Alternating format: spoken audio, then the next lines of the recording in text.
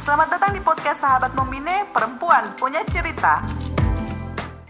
Selamat datang di podcast Sahabat Membine, Perempuan Punya Cerita. Hari ini saya kedatangan tamu, om-om spesial yang tugasnya ini untuk mencari tahu ketika ada maladministrasi yang terjadi di masyarakat. Namanya Ombudsman. Ombudsman adalah salah satu lembaga publik yang berfokus untuk bekerja memperbaiki pelayanan publik khususnya di Sulawesi Tengah. Nah, bersama dengan saya Om Nasrun. Om Nasrun ini banyak bekerja dengan rekan-rekan sekolah Membine, khususnya menjangkau jika ada terjadi masalah-masalah terkait maladministrasi terhadap perempuan dan anak. Mau tahu tentang bagaimana apa yang dilakukan oleh Ombudsman dan kenapa namanya Ombudsman ini kayaknya bukan bahasa Indonesia ini. Jadi kita tanya saja langsung kepada Om Nasrun. Nah, kira-kira kakak bisa jelaskan tidak ke kita soal apa yang dilakukan Ombudsman? Ombudsman itu apa sebenarnya? Ya baik, secara singkat sih sebenarnya Ombudsman ini berasal dari bahasa Swedia, dari Skandinavia, memang negara asalnya Ombudsman, dan kemudian pada saat mau dibentuk tahun 2000, Ombudsman tidak ada padanan kata yang sama kira-kira menyamakan Ombudsman misalnya apa sebutannya, tidak ada padanan kata sehingga disadurlah langsung dari bahasa Swedia yang berarti perwakilan. Oke, berarti ini Ombudsman ini bahasa Swedia ya, bahasa tidak ada Swedia. Di kamus bahasa Indonesia. Oke. Nah, kemudian Ombudsman itu dibentuk di tahun 2000 melalui Kepres 44 tahun 2000, kemudian di tahun 2008 baru lahirlah Undang-Undang 37 tahun 2008 tentang Ombudsman. Oke. Nah, memang kalau dalam pelaksanaan tugas dan kewenangannya, Ombudsman itu melihat namanya maladministrasi. Kalau teman-teman KPK kan menyebutnya korupsi, tapi kalau Ombudsman menyebutnya maladministrasi. Fokus ke administrasi. Fokus ke administrasi sebenarnya. Nah, selama ini Ombudsman sebenarnya core bisnisnya ada dua. Core bisnis Ombudsman, satu pencegahan, yang kedua itu terkait dengan penyelesaian laporan. Nah, di sektor pencegahan sebenarnya Ombudsman itu ada 5 kegiatan ya. Satu on motion investigation, kemudian ada rapid assessment, yang ketiga itu ada systemic review, yang keempat itu adalah survei kepatuhan, kemudian yang kelima itu indeks persepsi maladministrasi. Nah, dari 5 ini sebenarnya di sanalah bisa memasukkan partisipasi masyarakat. Kami menyebutnya partisipasi karena sebenarnya kerja-kerja Ombudsman adalah mendorong partisipasi masyarakat dalam rangka perbaikan pelayanan publik. Nah, sehingga pada saat, kalau di core bisnis yang kedua, core bisnis terkait dengan penyelesaian laporan, ini sebenarnya partisipasi masyarakat itu agak kurang. Partisipasi masyarakat yang ada itu adalah masyarakat datang mengadu. Jadi misalnya kalau masyarakat mengadu, sebenarnya kata kuncinya adalah mengadu ke Ombudsman, menyampaikan terkait buruknya pelayanan publik itu sebenarnya bukan hal bahwa orang yang datang mengadu itu adalah mencari kesalahan orang yang diadukan atau terlapornya. Sebenarnya tidak begitu. Kalau kita hanya melihat statistik misalnya, kalau melihat pengaduan yang banyak misalnya, tiba-tiba kita berasumsi kalau banyak pengaduan berarti kita tidak bagus pelayanannya. Begitupun sebaliknya. Nah, kalau kita mau lihat statistik laporan misalnya di Indonesia secara keseluruhan yang masuk ke Ombudsman itu sekitar 10.000 per tahun. Wow, berarti banyak sekali pengaduan atau laporan yang masuk dari pemerintah, yang masuk ke Ombudsman karena banyak dari administrasi atau pelayanan yang kurang baik terhadap masyarakat akhirnya dilaporkan. Berarti kata kuncinya penting partisipasi dari masyarakat untuk bisa mengadukan atau melaporkan, bukan berarti mencari celah atau kesalahan, tapi untuk demi memperbaiki sistem dan pelaporan kita ke depan. Nah, kalau bicara tadi jumlah laporan misalnya kita mempersepsikan bahwa buruknya pengaduan, di Australia itu 1 tahun itu 30.000. 30.000 ya, lebih banyak dari. Banyak. Nah, pertanyaannya apakah karena banyaknya pengaduan di sana buruk pelayanan Australia? Tentu jawabannya pasti hampir sama semua jawaban kita. Nah, sehingga sebenarnya pengaduan yang tinggi itu sebenarnya itu merupakan bentuk partisipasi masyarakat yang mau melakukan perbaikan pelayanan publik. Berarti aktif partisipasi masyarakat masyarakat menunjukkan bahwa semakin aktif atau semakin ada respon baik dari masyarakat, berarti sistem akuntabilitas dari administrasi negara kita itu makin bagus ya. Jadi sebenarnya kalau bicara undang-undang pelayanan publik, pelayanan publik itu ada 3 partisipasi masyarakat. Satu, dilibatkan dalam pembentukan standar pelayanan publik. Yang kedua, di masyarakat itu dia dilibatkan dalam pengambilan kebijakannya. Yang ketiga, mengadukan terkait buruknya pelayanan publik. Jadi sebenarnya itu bentuk partisipasi. Nah, terkait dengan misalnya tadi tema terkait perempuan dan anak, sebenarnya di tahun 2019 kami di Ombudsman sebenarnya karena itu respons terkait dengan kebencanaan, Ombudsman punya kajian rapid assessment itu terkait dengan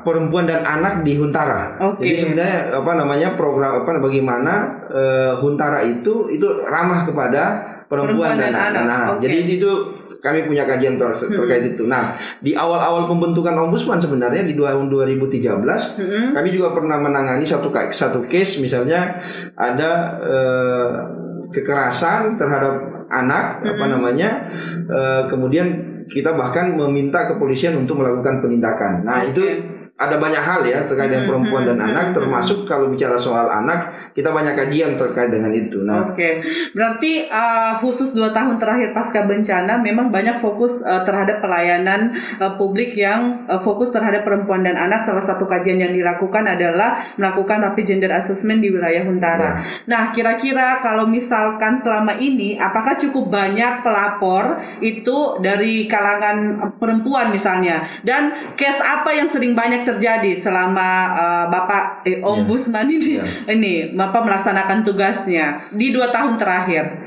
Nah, sebenarnya ada banyak yang kita dorong ya, termasuk peningkatan misalnya kelompok-kelompok masyarakat. Nah, ada beberapa teman-teman kita organisasi yang punya kelompok-kelompok itu yang kita dorong. Nah, memang yang kalau secara gender sebenarnya yang banyak melapor itu adalah perempuan yang banyak melapor kalau secara gender. Tapi karena justru ada beberapa urusan-urusan misalnya urusan pendidikan, rata-rata orang itu lebih mempercayakan kepada ibu untuk mengurus misalnya. Saya kalau pendidikan anak misalnya. Nah, justru mereka yang mendapatkan itu. Kemudian misalnya mengurus administrasi kependudukan, rata-rata kita dapatkan kebanyakan adalah perempuan karena itulah yang hilir mudik. Nah, ya seputaran pendidikan yang mereka laporkan, seputaran bagaimana soal kesehatan. Nah, karena itu yang banyak yang kita dapatkan. Nah, sehingga kalau kita mau pilih secara gender memang perempuan lebih banyak mengadu ke Ombudsman misalnya. Ini menarik ya. Jadi dari 10.000 kasus yang ditangani oleh Ombudsman di 2 tahun terakhir, lebih banyak itu adalah yang melaporkan adalah perempuan, khusus di sektor tentang pendidikan dan kesehatan. Nah, berarti ketika kita memberikan penguatan pengetahuan terhadap perempuan, mereka semakin aktif karena secara struktur di keluarga tanggung jawab itu banyak diberikan kepada perempuan untuk mengurusi pendidikan dan kesehatan keluarganya. Nah, jadi ini adalah keterkaitan antara pelayanan publik, kapasitas perempuannya, dan masalah apa yang sering diperhadapkan. Nah, menjadi penting misalkan bagi kami juga di Sekolah Membine untuk terus mendorong kepemimpinan perempuan dan menguatkan kapasitas perempuan, karena dapat dilihat bahwa lebih banyak perempuan yang berpartisipasi di dalam ruang publik, khususnya mengadvokasi masalah-masalah yang terjadi. Nah, kira-kira misalkan selama ini apakah ada banyak program-program yang menyasar khusus untuk perempuan dan anak supaya mungkin literasi tentang maladministrasi ini bisa banyak dipahami oleh perempuan, atau mungkin aksesnya lebih dibuka supaya perempuan bisa lebih paham dan apa yang harus dilakukan misalkan kalau ada masalah di lapangan? Ya, sebenarnya secara spesifik kita belum tidak punya spesifik misalnya hanya program itu, karena Ombudsman karena banyak yang harus dilakukan pengawasannya, banyak yang harus dilakukan pendidikan misalnya sosialisasi. Nah, kami sebenarnya dengan pelibatan teman-teman CSO misalnya kelompok masyarakat sipil yang mau melakukan ke arah itu, kita biasa mendukungnya dengan misalnya ombudsman ikut terlibat dalam kegiatannya. Nah, kalau secara langsung sih tidak. Kalau secara langsung misalnya ombudsman membuat sendiri itu kami belum pernah melakukan itu. Tapi kalau terlibat dengan kegiatan-kegiatan CSO, kemudian ada ibu-ibu yang kemudian yang membuat kegiatan dan kami dihadirkan, itu sudah sering. Dan termasuk teman-teman SM Psikolog Membina juga sering mengundang kami kalau itu. Nah, yang pasti sebenarnya ombudsman itu sangat terbuka dengan siapapun. Jadi tidak harus misalnya hanya kelompok A, kelompok B. Nah, yang salah satu yang didorong oleh ombudsman kemarin di sektor pendidikan adalah misalnya soal uji peraturan gubernur terkait dengan pungutan di SMA. Nah, itu yang pernah juga kita lihat, karena ternyata di sana Pergub itu juga bukan soal hanya perempuan dan anak saja, tapi ada soal disabilitas. Betul. Justru anak-anak disabilitas oleh Pergub itu dilakukan pungutan. Jadi itu yang kita, dan itu waktu kita mau masuk melakukan itu, teman-teman HWDI lah yang sebenarnya yang datang ke ombudsman untuk melakukan pelaporan. Nah, sebenarnya partisipasi tadi itu bukan hanya soal kegiatan sosialisasi atau di core bisnis pencegahan saja. Bisa jadi nanti kalau ada masalah-masalah yang ditemukan oleh teman-teman, apakah itu oleh kelompok pemerintah atau kelompok-kelompok binaan dari teman-teman Psikolog Membina misalnya, itu silakan saja dianu dengan ombudsman. Bahkan kami dengan senang hati kalau misalnya ada kelompok-kelompok binaan teman-teman CSO itu menjadi mitra ombudsman kami di lapangan ya, di perpanjang tangan dari ombudsman untuk menjangkau masalah-masalah misalkan yang jauh untuk bisa datang. Ya, berarti kalau ombudsman ini di Sulawesi Tengah mencakup ini ya kabupaten kota yang ada di Sulawesi Tengah. Betul. Itu cukup banyak dan luas ya. Betul. Dengan keterbatasan resource yang ada, maka butuh mitra ombudsman. Benar. Nah, kira-kira Kak, ini kalau misalkan ada masalah, itu bagaimana proses alur pelaporannya supaya nanti mungkin teman-teman bisa paham, mengerti apa yang harus dilakukan. Mungkin mereka mau melapor tapi tidak tahu kemana, atau mungkin malu, atau mungkin tidak tahu prosesnya. Ini bisa dijelaskan ke kita soal alur pelaporannya. Nah, sebenarnya kita punya beberapa capaian cerita kalau bekerja sama dengan kelompok-kelompok perempuan ini ya. Kita pernah mendorong terbentuknya forum warga misalnya di Desa Langaleso misalnya. Kemudian dari sana malah terbentuklah Citizen Charter. Jadi ada piagam warga antara masyarakat yang forum warga ini dengan dinas kependudukan. Jadi kalau misalnya nanti ada masalah di situ, itu direferalkan ke kami, ke ombudsman. Jadi pengaduan ke ombudsman itu bisa melalui telepon, bisa melalui email, bisa melalui datang langsung. Tapi karena mungkin soal budaya kita di Palu ini kan budayanya bertutur, bercerita. Betul. Tidak mau menceritakan masalah itu lewat tulisan. Harus lewat telepon, bahasa verbal ya, harus bertemu gitu. Nah, makanya kalau secara prosentase metode orang melapor ke ombudsman itu datang langsung itu 97-98%. Wow, jadi banyak ya. Lebih banyak orang mau datang langsung. Mereka percaya ketika bertemu langsung. Betul. Padahal ini di masa pandemi sebenarnya. Pandemi ini kita di internal ombudsman sebenarnya lebih mendorong pelaporan itu secara online misalnya. Nah, melapor ke ombudsman itu pertama gratis. Yang kedua, kalau dalam situasi tertentu dan masalah-masalah tertentu itu undang-undang menyatakan bahwa dapat dirahasiakan identitasnya. Betul. Misalnya kalau itu masalah terkait dengan pungli, misalnya itu terkait dengan masalah soal kepegawaian, itu biasanya kita rahasiakan.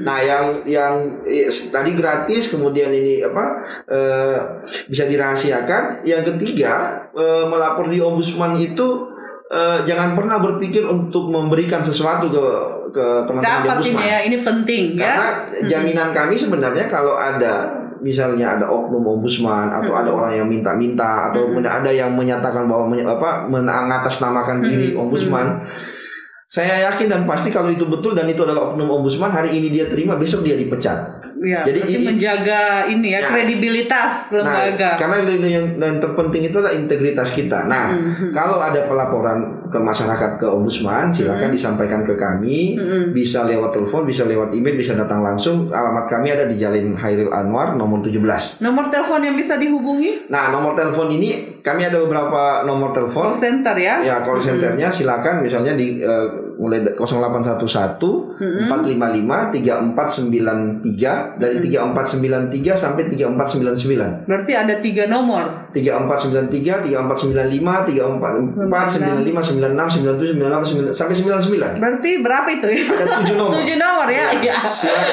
Silakan ya. Silakan dihubungi di nanti kita itu. buat kalau di email ombudsman ada di sultan@ombudsman.go.id. sultan@ombudsman.go.id atau di pengaduan.ombudsman.go.id. Oke. Nah, ini Kak, pertanyaan kedua terakhir ini. Kan kita ini bulan April dan mau menyambut Hari Kartini, plus juga bulan puasa kan. Tentunya di setiap bulan dan setiap momen itu ada masalah-masalah khusus begitu yang sering dihadapi atau pengaduan-pengaduan khusus yang berdasarkan momentum yang sering terjadi di bulan April. Nah, kira-kira seperti saya mau sedikit mengetahui ini mungkin secara lebih ke personal ya. Ketika orang atau bekerja di ombudsman pasti kan ada ketakutan begitu karena dikira nanti kita mencari kesalahan orang, padahal salah satu upaya yang dilakukan selain edukasi kita mencoba memediasi bagi permasalahan-permasalahan yang terjadi. Nah, bagaimana persepsi masyarakat selama ini melihat ombudsman gitu? Karena mungkin ini juga kalau boleh dibilang cukup baru, tapi walaupun waktunya cukup sudah cukup lama, tapi mungkin banyak yang belum mengenal atau mungkin juga banyak yang belum tahu, tapi makin kesini orang sudah paham, orang sudah tahu bagaimana cara melaporkan. Sejauh ini kira-kira apakah ada persepsi khusus bagi masyarakat begitu dengan ombudsman selama ini, bagaimana tanggapannya? Ya, itu pasti berbeda ya, karena rata-rata kalau pelaporannya yang sukses di ombudsman tentu itu menjadi bahan untuk diceritakan ke orang lain. Oke, kesuksesan ombudsman adalah ini ya. Ke orang lain misalnya, saya pernah berurusan di sini. Nah, kami juga tidak sedikit misalnya karena di ombudsman itu kami tahu benar bahwa kami juga manusia untuk melakukan pelayanan ke para masyarakat. Tentu kami juga menyediakan namanya quality insurance kami.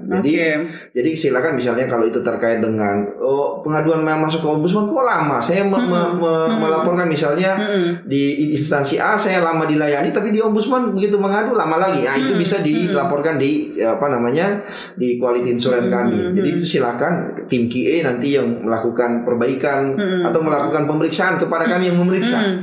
Nah, jadi itu sebenarnya kami hanya memberi garansinya, karena kalau misalnya tingkat pengetahuan masyarakat itu yang kita mau lihat, sebenarnya yang banyak mengakses sekarang ombudsman Sulawesi Tengah sebenarnya itu hanya ada di Pasigala. Oke, berarti 2 tahun terakhir di Pasigala ya? Bukan cuma 2 tahun terakhir, persentase tertinggi itu ada di wilayah Pasigala itu. Jadi jadi sebenarnya itu PR kita, termasuk juga menjadi PR ombudsman. Nah, harapannya sih tadi dengan pelibatan dan kerjasama dengan teman-teman CSO, kemudian ada jaringan-jaringan sampai ke bawah, itu yang kita harapkan bisa menyerap bisa memberi pengetahuan ke masyarakat bahwa inilah ombudsman. Saya resources kami itu hanya 7 orang. 7 orang ya? 7 orang Sulawesi Tengah. Sulawesi Tengah dengan 12 kabupaten kota. Ya? 12 kabupaten 1 kota. Jadi ada 13. Nah, kalau mau lihat peta Sulawesi itu cukup jauh kota ya. Sulawesi itu jadi sepertiga Pulau Sulawesi adalah wilayah Sulawesi Tengah. Sepertiga Pulau Sulawesi. Betul. Itulah luasnya Sulawesi Tengah dengan Medan. Nah, tapi kita sebenarnya pertama membangun juga dengan Pemda. Pemda itu bukan menjadi objek misalnya bahwa itu yang harus dicari kesalahannya, tidak. Betul. Karena prinsip ombudsman adalah perbaikan pelayanan publik, bukan prinsip bagaimana menghukum orang yang salah. Betul. Perbaikan pelayanan publik yang salah diperbaiki betul. Karena ombudsman itu kalau kami menyebutnya dengan magistrature of influence. Jadi ombudsman itu dia jualan pengaruh. Jadi dia itu lembaga yang memberi pengaruh, bukan lembaga yang memberi sanksi. Itu berbeda ombudsman. Betul. Sehingga ombudsman tidak dikasih kewenangan untuk memberikan sanksi, melakukan penangkapan misalnya. Ombudsman tidak ada di penindakan. Mau dikasih borgol, ombudsman tidak ada di situ, karena ombudsman itu putusan-putusannya dia adalah morally binding. mengikat secara moral. Betul. Kalau kita mau menyatakan misalnya kalau putusan aparat penegak hukum sih itu adalah legally binding misalnya kalau putusan pengadilan. Nah, kalau kenapa ombudsman main di moral dan etika? Ombudsman main di moral dan etika. Nah, kalau di negara asalnya tadi, yang Swedia tadi di Skandinavia, begitu ada vonis dari ombudsman bahwa dia adalah melakukan maladministrasi dan melakukan pelanggaran etika, maka pejabat itu hilang seluruh hak keperdataannya untuk menduduki jabatan apapun. Aduh. Jadi di sana menempatkan sanksi moral dan sanksi moral itu lebih tinggi sanksi pelanggaran etika ketimbang dia adalah sanksi misalnya pelanggaran hukum misalnya.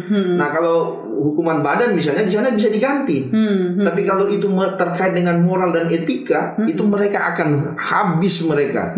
Nah, kita justru terbalik. Ya, betul. Moral dan etika itu di bawah. Jadi yang ditakuti itu adalah kalau ada sanksinya. Kalau tidak ada sanksi, seolah-olah diabaikan karena kita mengabaikan etika, padahal justru harusnya pejabat publik yang akan didorong itu adalah punya etika gitu. Jadi ombudsman ini adalah om yang baik, yang mengawal untuk ada perbaikan dan juga tidak menghukum. Jadi dia kalau misalkan ditemukan kesalahpahaman atau misalkan ada misunderstanding yang dilakukan oleh pejabat publik misalkan, dia tidak bisa menghukum tapi meluruskan, memperbaiki apa yang salah, karena ombudsman tidak punya kewenangan dalam menghukum seseorang, tapi berpengaruh ke khusus perbaikan etika dan moral yang terjadi. Nah, ini menarik sekali ya, khususnya lagi buat perempuan dan anak yang kemudian banyak pelapor yang banyak, yang aktif, yang cukup tinggi berpartisipasi untuk melaporkan kejadian tentang maladministrasi itu di ombudsman adalah perempuan dan anak. Kasus-kasus seperti itu yang mungkin lebih peka. Jadi ke depan harapannya bisa banyak lagi program-program yang bisa mendorong kapasitas, peningkatan kapasitas terhadap perempuan, karena dari kasus ini terbukti bahwa ketika perempuan mengetahui aksesnya dan sebagainya, dia akan lebih aktif lagi untuk bisa melaporkan dan menjadi bagian dari mewujudkan masyarakat yang demokratis. Oke, sekarang closing statement ini Kak. Ini untuk menyongsong Hari Kartini di bulan April, apakah ada pesan-pesan khusus buat perempuan dan anak terkait bagaimana dengan kerja-kerja, harapannya ke depan dengan kerja-kerja dari ombudsman ini untuk mewujudkan pelayanan publik yang lebih baik? Ya, dari kami sih sebenarnya mengharapkan partisipasi masyarakat. Silakan berpartisipasi melalui penyampaian pengaduan ke ombudsman, apakah itu terkait misalnya mau konsultasi terkait dengan pelayanan publik yang dirasakan atau pelayanan publik yang dilihat.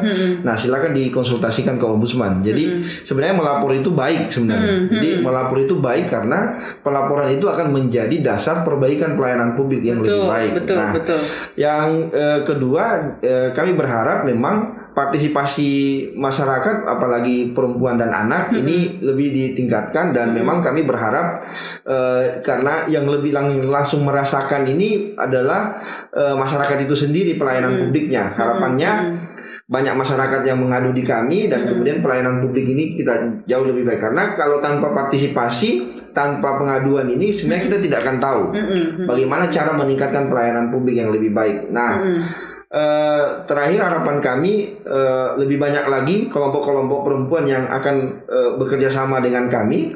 Tentu misalnya kalau tidak ada pengaduan laporan dari kelompok perempuan, tapi minimal membantu saudara-saudara yang ada di atau kelompok-kelompoknya yang ada di samping kiri dan kanan atau di tetangganya untuk menyampaikan pengaduannya ke ombudsman. Silakan ke ombudsman, semuanya free. Kami tidak meminta gratis ya. Jadi silakan datang ke ombudsman. Nah, harapannya teman-teman psikolog membina juga membantu ombudsman, membantu mensosialisasikan ombudsman, karena memang ini dari sebutannya saja sudah asing buat kita.